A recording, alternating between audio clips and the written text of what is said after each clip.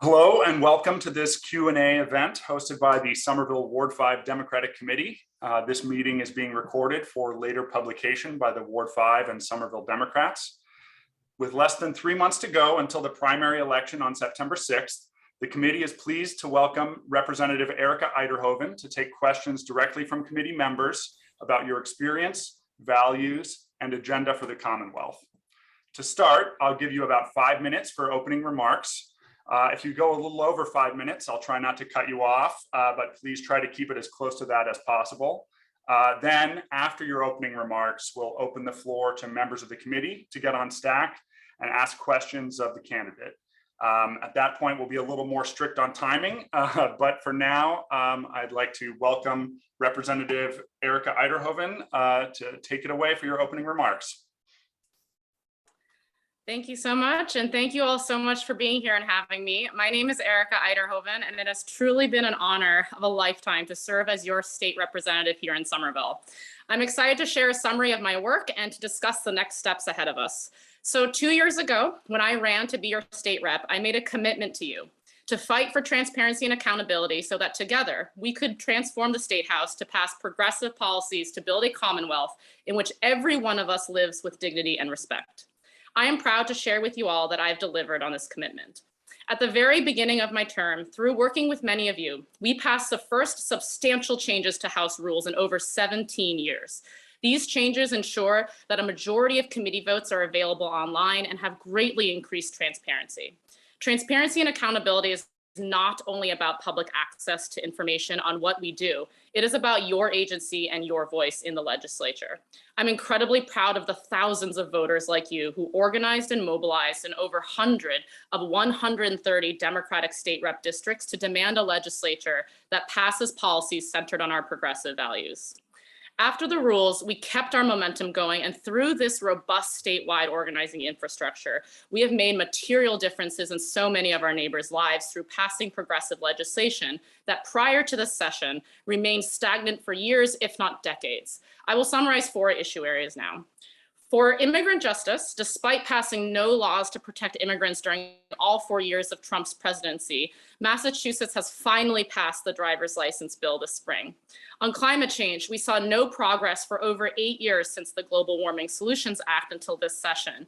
We have passed not just 1, but 2 pieces of legislation to invest in renewable energy and transform Massachusetts into a net zero carbon green economy so we can play a leading part in stopping the climate crisis. On public education, we for decades have underfunded our most low income and in-need students, but then 3 budget cycles after passing the Student Opportunity Act in 2019, even during COVID-19's pandemic, when our schools needed funding the most, the legislature underfunded the desperately needed equitable statewide funding, also known as Chapter 70. This year, not only have we fully funded Chapter 70 with $500 million going to our schools, we fully funded public higher ed's needs, the special education circuit breaker, charter school reimbursement, loan forgiveness for educators, and launched crucial initiatives to fund early education and childcare, an important step towards universal pre-K. And finally, on criminal justice reform, despite years of sidelining families and friends of people who are incarcerated, our legislature has finally honored the needs and demands of the people closest to the pain, who, to quote Congresswoman Ayanna Pressley, must be closest to the power. This year, no-cost calls will become law. This ensures that prisons and jails may no longer profit off of incarcerated people and their loved ones by charging them, just as one example, $6 for a 20-minute Zoom call. We will be ending this horrific practice this session, and the House has also passed a 5-year moratorium on prison construction, giving the legislature the means to finally hold the notoriously unaccountable Department of Corrections accountable. I'm especially proud of this work as the chair of data and accountability of the Criminal Justice Reform Caucus. I have organized regular legislator visits to prisons and jails across the state to shift the hearts and minds of our colleagues so we can pass bills that are true reflection of justice. I also want to celebrate with my dear colleague, Senator Pat Jalen and the New England Innocence Project, which supports exonerees. Those are individuals who were wrongfully convicted and served time in our criminal legal system. After several years of advocacy, I am so ecstatic to share that for the first time ever, the state is providing funding to support exonerees. A common theme you may notice is that contrary to our individualistic American culture, nothing is accomplished in the State House alone. Core to my work and all of our work in democracy is that we must work together. As an example, when we fight for environmental justice in East Somerville, we, the Somerville State Delegation, joined together and strategized to push the Department of Transportation to make changes our community deserves. I am proud to be part of a delegation that works as a team with our city government and city electeds and community organizations like Somerville Alliance for Safe Streets. And whether it be safe streets, issues with GLX, fighting for investments to make the Mystic River more resilient to climate change and flooding, passing affordable housing policies, or supporting our foster care system, we always work as a team and search for regional alliances with shared values and shared interests so that we can come in with one strong voice on behalf of our communities. It is not only the right thing to do, but it is the strategic way we make material change for our constituents' lives. In closing, I want to share a personal part of my life which makes this work so deeply meaningful. I don't often share this in public settings, but my two biological parents, one parent did not have an interest in raising me, and my other parent, my mom, raised me as a single mom. But truthfully, she worked as a flight attendant and she was gone for several days at a time, and in many ways not able to parent me on her own. So people often ask me, how were you then raised? And this is where I have a special bond with, and special commitment, I'll say, with educators, foster parents, social workers. I have that bond because in so many ways, I was raised collectively by a much larger community. I became who I am today because my community, whether it be teachers or various neighbors who let me stay at their place for months at a time, or school social workers, they looked after me. And in short, the community raised me. So even though for most of my adulthood, I neither planned on or nor was drawn to running for office, serving in public office just has clicked and made so much sense because it is my chance to support the greater community that raised me, to give and to build a bond that was the lifeline, which was so crucial for me as a child. So truly, serving as your state representative has been an honor of my lifetime. So thank you all for this honor of delivering me to the State House, and I humbly ask for your vote on September 6th. Thank you very much, Erika. So now we move on to the portion of the meeting where members of the committee will have an opportunity to ask questions of Representative Uyterhoeven. We're gonna try to keep this event friendly and informal, but for the sake of getting to as many committee members' questions as possible, each question from committee members will be limited in length to 30 seconds, and each response from candidates will be limited to 90 seconds. Our two vice chairs will be helping me with timing for this portion of the meeting, with Monica timing the 30 seconds for committee members and Chris timing the 90 seconds for candidate responses. They will interrupt you if and when you run out of time. And so please try to respect the time limit so that we can get to questions from as many committee members as possible. The questions asked tonight are not pre-screened by myself or any of the officers. I don't expect that this will be a problem, but I ask that committee members please keep their questions respectful and focused on the candidate's experience, values, and agenda for the Commonwealth. When you have a question, I ask that you please type STACK in the chat, S-T-A-C-K, and I'll call on you in the order that you got on STACK. And I want to make sure that any members get a chance to ask a first question before we go to anyone for a second question. So before we begin, does anyone have any questions about the rules or the format or anything like that? Raise your hand if you do, and I will do my best. Okay, seeing none, great. So with that, we'll open the stack for questions.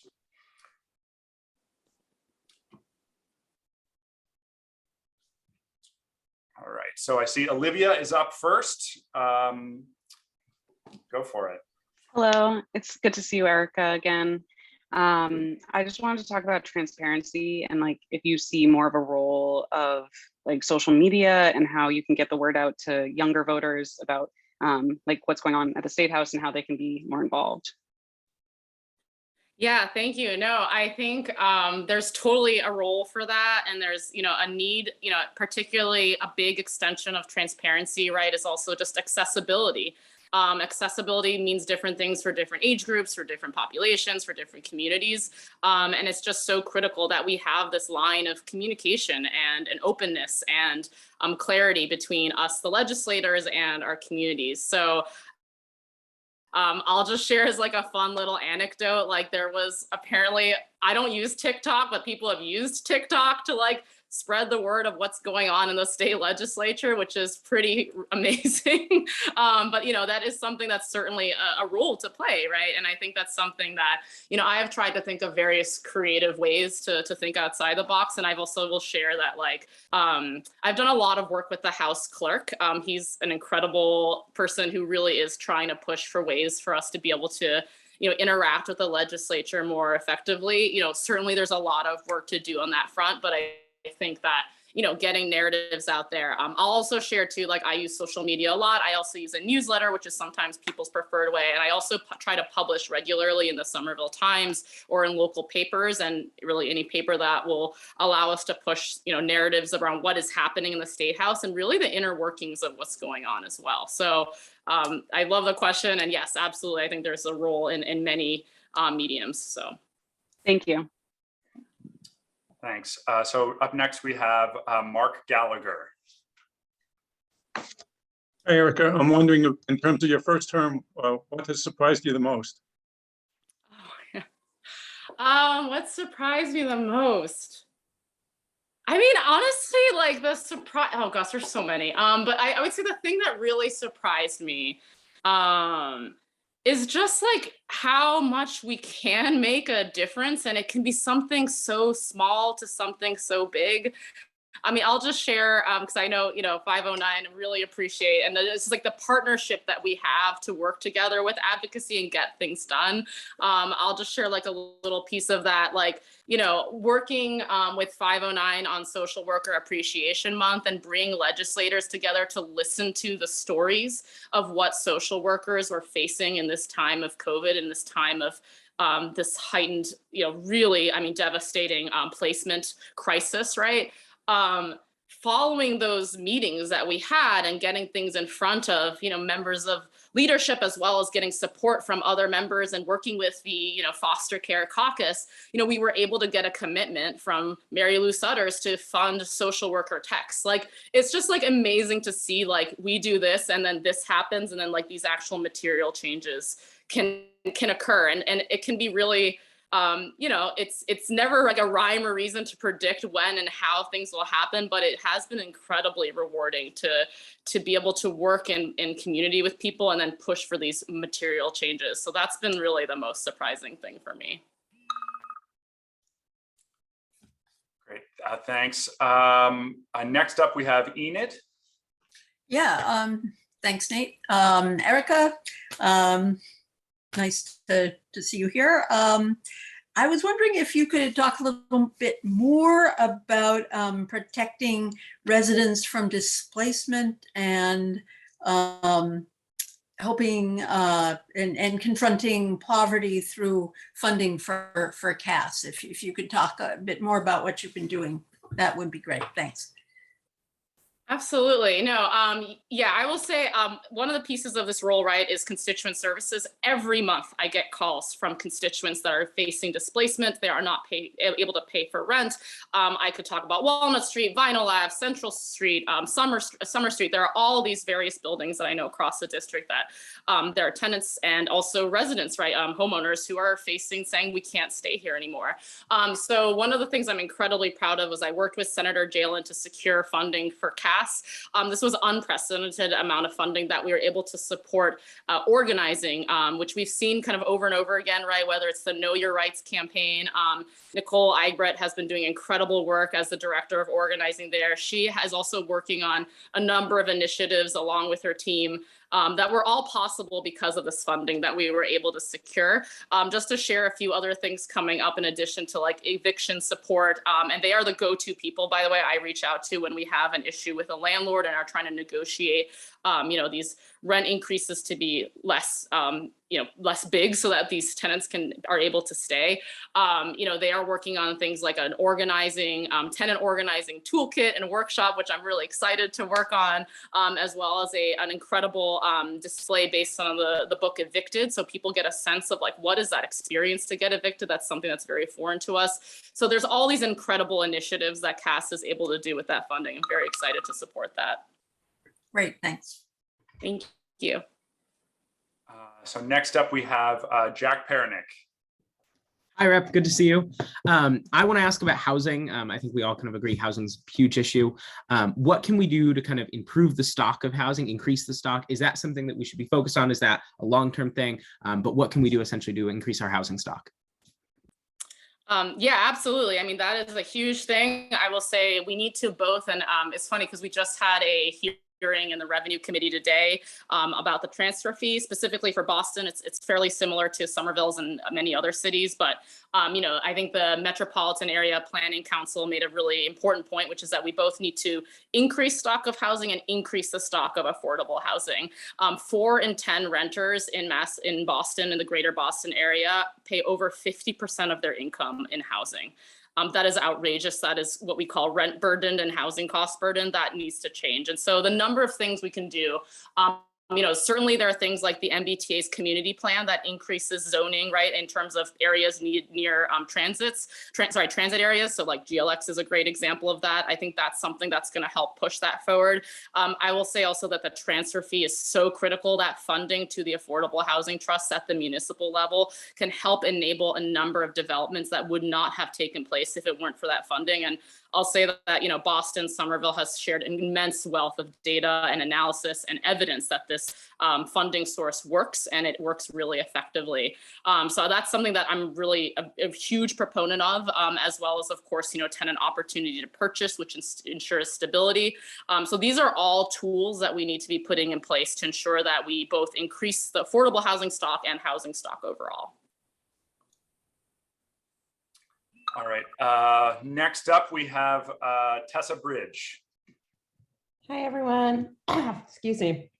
So Senator Jalen's local choice rent stabilization bill would allow municipalities to opt into rent stabilization that would cap annual rental increases based on the rate of inflation, but would never allow increases in rent larger than 5% per year. We recently heard a member of this Ward 5 committee testify in opposition to the bill as written, noting the fact that the rate of inflation can, as we're currently seeing, sometimes rise above 5%. But we're also seeing workers' wage increases often lag behind the rate of inflation, which means that during periods of higher than usual inflation, it can be particularly hard for renters to handle the sharp increases in rent. So we're at time. Okay, great. Sorry. So the question, do you support Senator Jalen's rent stabilization bill, including the 5% cap? Why or why not? Oh, wholeheartedly, yes, absolutely, yes. So, I mean, just to be very candid with everyone and kind of bring a personal perspective to this, I'm a homeowner.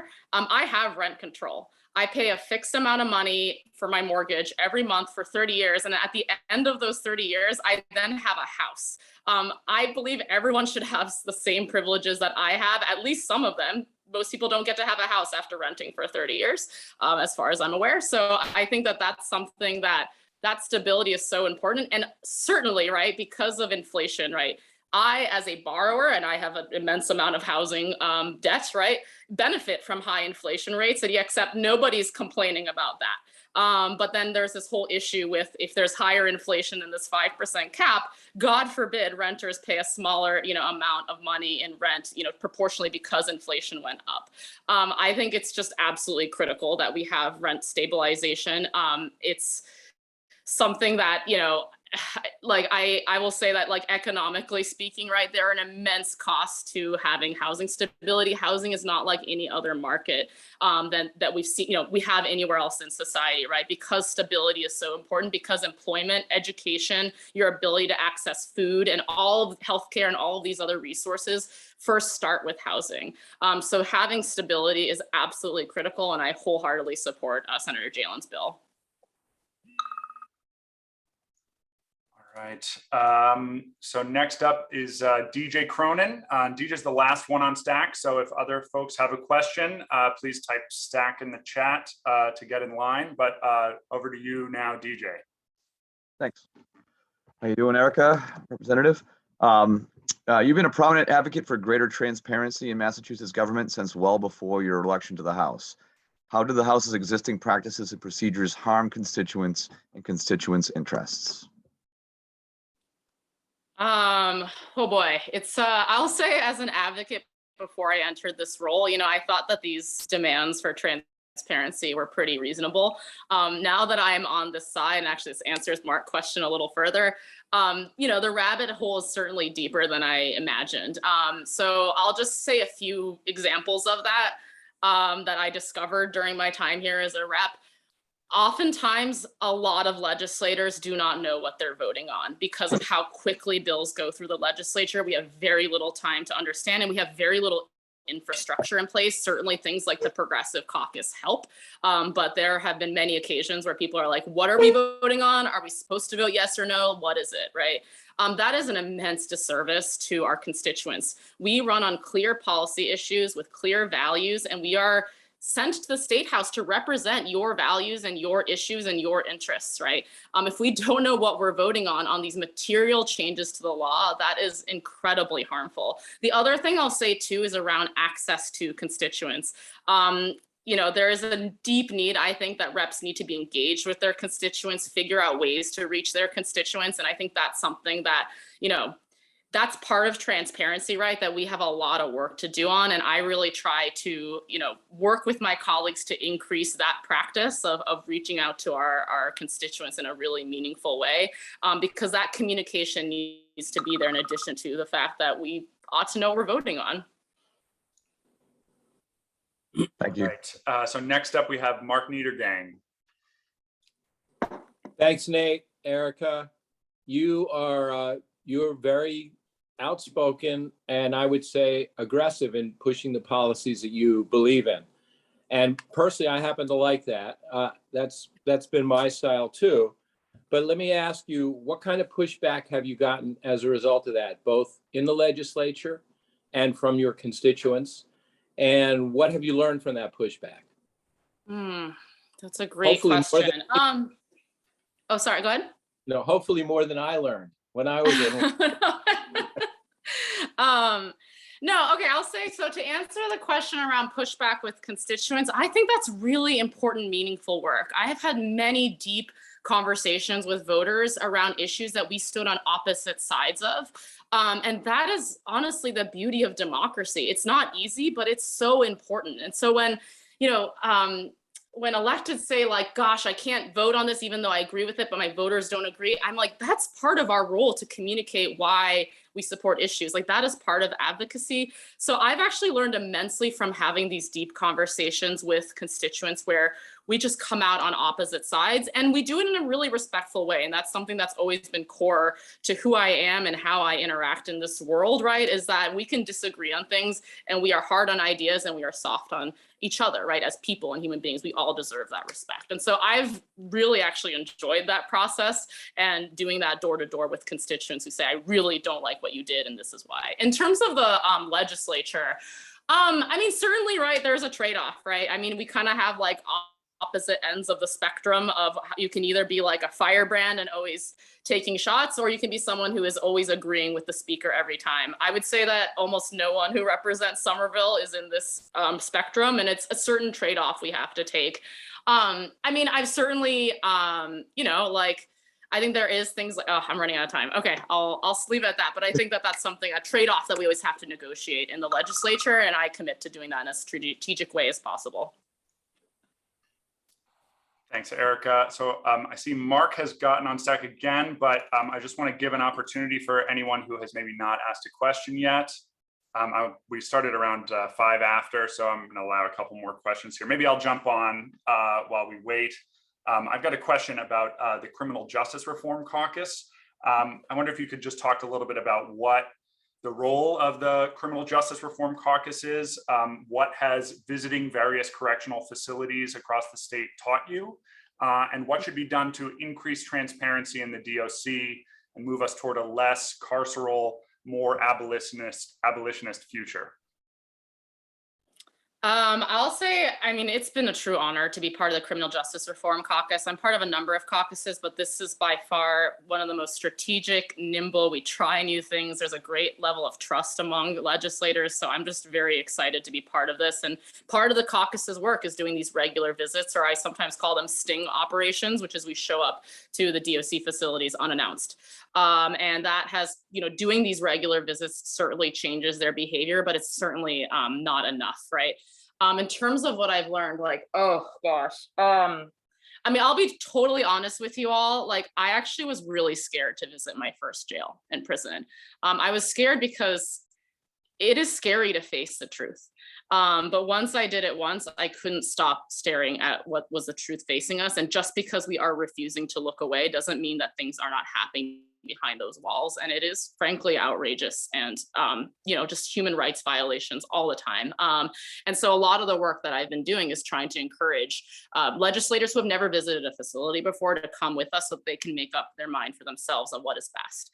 So that's been a large part of that work. And in terms of holding the DOC accountable, that is honestly a part of transparency that is probably the hardest nut to crack. I mean, they blatantly lie to us. They try to avoid everything. I mean, if we could visit every day, I would, because I don't know what else is going to get them to actually follow the rule of the law, which they blatantly violate many, many times. So that is something I will keep working on.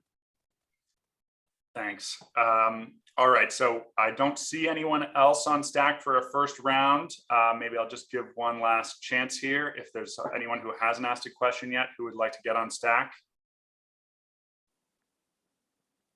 All right, so I will go back then to Mark Gallagher for a second question. Go for it, Mark.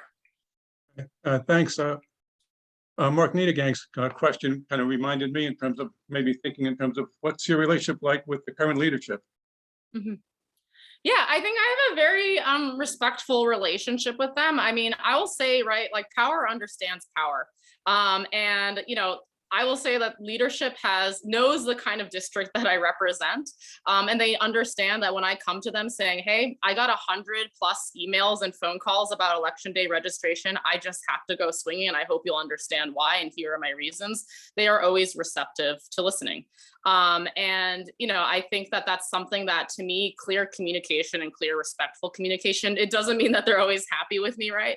But that is something that I think goes an incredibly long way in terms of working together. And that's something that's been the case with, not just leadership, but across the aisle with, various people who have different views than me. I always find that there is always shared interests and shared values somewhere. It might not be prevalent at first, but that is something that, I work really hard to ensure that I find these similar areas of interest. And I'll just give, again, I know Mark, I bring up because of SEIU 509, but, as an example, right, there are members of House leadership that really care about the foster care system. I have a ton to learn from them because of their experience working in the foster care system. And we have that shared interest to improve that. And that's the way I've been working to build relationships with individual members of leadership to push for these shared issues, and particularly around issues that are not going to be the flashy, big, right, bonanza issue, and they're more the smaller things that we have to change on the margin. That has been an incredibly effective way to get things done for me.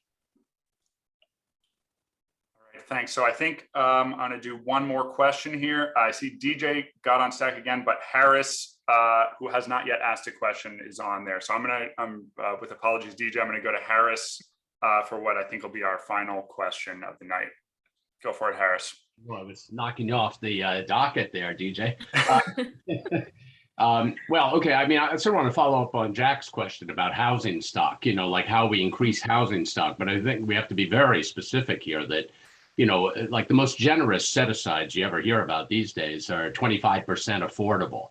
Well, that means 75% unaffordable. Right. That means that housing development will actually increase gentrification and an overheated market in Somerville, and will only attract people who used to be able to live here and now can no longer live here. I want to know how you would address that so that the housing stock actually addresses affordability. Yeah. Absolutely. I think there's multiple ways to go about this. I mean, one, certainly public funding, right, to ensure that we're actually moving towards affordable housing is a really big and important piece to that. I wholeheartedly agree with you, Harris, around that 25% is like the best we've got. I do think we should raise it more. This is a situation, unfortunately, with a lot of private companies where the developers have all the information, right? And they tell us, if you make us build more affordable housing, we're going to go totally out of business. And they have all the information on hand, and we have none of the information because I'm not a developer and I don't know how much it actually costs to build a house. But then I ask the question to a lot of people who say, if you're going to increase the affordable housing rate, you're going to dampen development. The same could be applied for net zero building codes, right? The same could apply for things like community benefits. Do we cut corners on those? My answer is no, and that we need to be working with municipal leaders to increase that percentage and increase the ways that we do development that is increasingly through progressive revenue funded through public means. And I think the Affordable Housing Trust is a really important step. But to your point, right, we see this all the time. Like London has built immense amount of housing. A lot of these buildings remain empty and they're luxury because they're considered, people hold on to them because they're investment vehicles. That is not the kind of world we want to live in. And that is what's going to happen if we have a completely unregulated housing market that doesn't have these protections in place. And that's why I'm very much, when people say increase housing stock, it's affordable housing stock that needs to be very much focused on. All right. So I want to thank all the members of the committee for joining us for this Q&A with Rep. Uyterhoeven. And thank you, Representative Uyterhoeven, for taking the time to be with us this evening. We really appreciate it. And with that, I'll conclude this Q&A with the Ward 5 committee.